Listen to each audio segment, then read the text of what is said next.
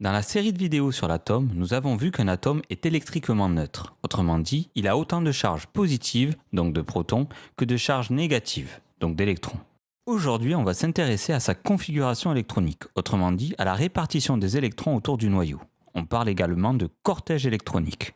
Pour cette étude, nous allons utiliser un modèle simple, celui de l'atome de Bohr, et pour des petits atomes dont le numéro atomique est inférieur ou égal à 18, donc avec 18 électrons maximum.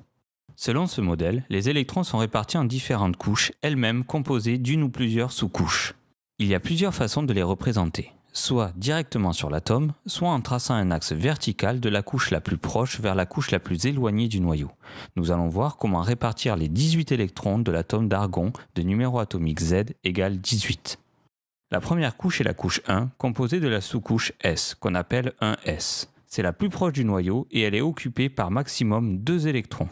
Dans la représentation de droite, on note alors 1s2 avec le 2 en exposant pour indiquer qu'il y a 2 électrons dans cette sous-couche 1s. On dit qu'elle est saturée car on ne peut pas rajouter d'électrons à cette sous-couche. Plus loin, on a la couche 2, composée de 2 sous-couches. La sous-couche 2s qui, comme la 1s, est occupée par maximum 2 électrons, on note donc 2s2, puis la sous-couche 2p qui peut être occupée par 6 électrons maximum, on note donc 2p6. La deuxième couche est alors saturée. Vient ensuite la couche 3, composée de 3 sous-couches. La sous-couche 3s, toujours occupée par maximum 2 électrons, est notée 3s2. Puis on passe à la sous-couche 3p, qui comme la 2p est occupée par 6 électrons au maximum. Donc on notera 3p6.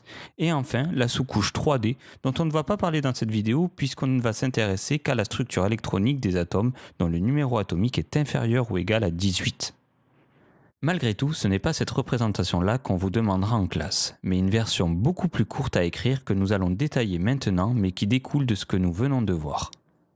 Dans cette représentation, on écrit le nom des sous-couches, et pour chaque sous-couche, on indique en exposant le nombre d'électrons contenus. Pour l'atome d'argon, on obtient donc la configuration électronique suivante: 1s2, 2s2, 2p6, 3s2, 3p6. On appelle électrons de valence les électrons se trouvant sur la dernière couche électronique occupée. Pour l'argon, c'est la troisième couche et elle est occupée par 8 électrons, donc l'argon a 8 électrons de valence. Pour voir si vous avez bien compris, à vous de donner la configuration électronique du fluor de symbole F et dont le numéro atomique est Z égale 9. Mettez la vidéo sur pause et à vous de travailler. On commence par les sous-couches les plus proches du noyau jusqu'à qu'elles soient saturées. Puis on passe à la suivante en respectant l'ordre établi précédemment.